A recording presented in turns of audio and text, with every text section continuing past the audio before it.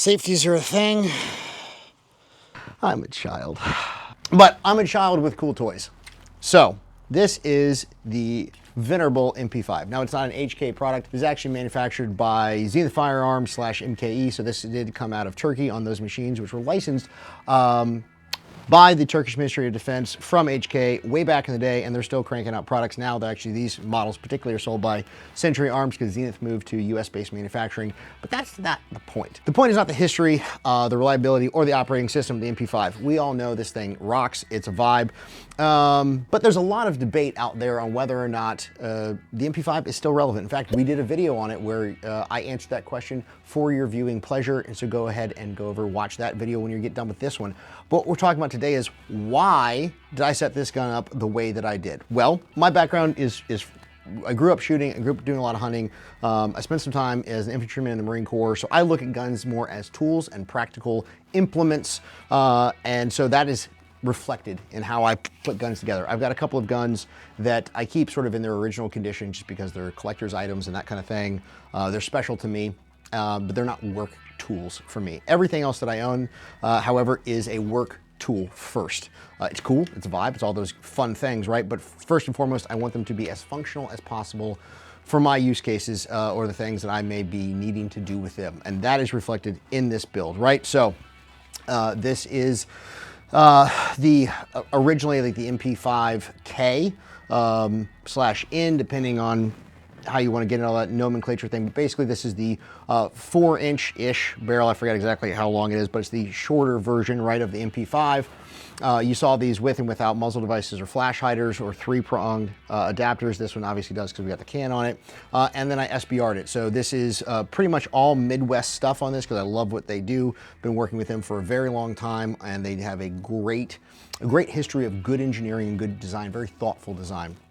So starting here at the back, we've got the Midwest folding stock. It's a little stiff for sure, right? But you can definitely, you can get it to fold, but it's nice. It's never gonna, slip, fold when you don't want it to, anything like that. Folds to the left, so it obviously is not gonna interact with the ejection, so you can totally shoot the gun like this. It attaches to their Midwest Picatinny 2-pin adapter here. You may know that the MP5 for the full-size version only has a single push pin. The smaller one has the 2 push pins, so they make in-plate adapters for that. This is the updated Zenith grip module, ambidextrous safety, which is pretty cool, which I like for if you're going to be switching shoulders, or honestly just in certain positions. It's more comfortable to have my thumb over here.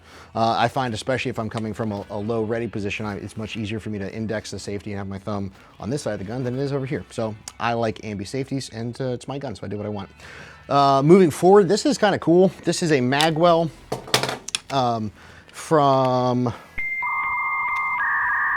a company I can't remember. I will look it back up and put it in the pinned comment or description below. But it's nice. One of the downsides of the MP5 is sometimes it's really easy to catch these feed lips on the magazine well, and this completely eliminates that, and it's an awesome funnel to get the mag in there. That's a handy thing to have to get that little extra, keep the momentum, if you will, especially if you're inserting a magazine with 29 or 30 rounds, especially if the bolt is forward. Some guns, they won't even lock forward, period, if the bolt is forward. Although depending on who you ask, the manual of arms for conducting a reload administratively or tactically should never have a bolt forward. So hey, fair enough, you guys do what you want. Moving forward, we've got the cool Midwest optic mount up here. We got an EXPS 3-0 on this, which works really well for a lot of the different shooting I do with that, and I'll get into that in a little bit. But basically the idea is that we've got the Picatinny back here, and then we have a M-lock slot if you want to drop in a rail attachment for like a pressure pad or something like that. I did not do that because we have the new SD Midwest rail up here, which allows me to recess the suppressor into the rail, and that gives me more rail space where I really need it for my hand based on the overall length of the gun and the length of my arms to put the pressure pad right here. If I did end up mounting a laser up here, for instance, if I wanted to be able to, to bring this to a 24-hour capable gun without using white light, then what I could do is move the pressure pad for the light back here, and then I'd still have space for the laser up front. Either way, this is a super cool rail. I really like it. It's very solid. It absolutely will maintain zero, so that's nice that they they built that capability in. Then we've got a little Strike Industries grip down here, and then obviously the dead air can up front on the 3-lug mount. So you can take it on and off if you want to. Obviously the can, you can adjust the length of this too if you want it to be a little bit shorter. Generally speaking though, this is a pretty short overall package, although some may say it's completely adequate in size to get the job done. But that is the bottom line. And then obviously I've got my sling here.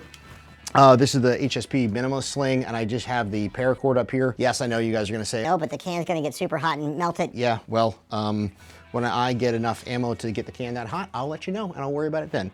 Until then, yes, I could put any kind of M-LOK stuff here, but the can's kind of thick. And these two slots right here where I probably want to put my M-LOK like QD cup, it actually doesn't work. I could put it back here, but then kind of gets in the way of my hand. So this is a good solution for me, and it works. And if it ever breaks, I've always got a ton of paracord around me anyway. So yeah, guys, this is my MP5 build. I did choose, just so you know, I went with the EXPS 3-0 instead of the -1, which is our single dot, because on this platform, I have shot this out to a little less than 500 yards. Now I know you guys, 9 mil, oh my God, it's not effective, all that, for sure, no doubt, right? And to be fair, it's on fairly large targets. That was probably about a 5-foot wide target. Downsides of the MP5, man, the manual of arms is old. It's clunky. You know, the triggers aren't the best. The safety's a little, even with this new lower, you know, it's not the super easiest to manipulate. Obviously, the AR wins when it comes to ergonomics for sure. So, you know, am I arguing that 9 mils in general as PCCs are the bee's knees? No. 300 Blackout sort of put these things, you know, to the relegated of the history books as far as like fighting, you know, weapons. I know they're still out there being used, and that's super cool. But it's a fun gun to shoot, man. And it's definitely still very capable. This is a ridiculously reliable gun.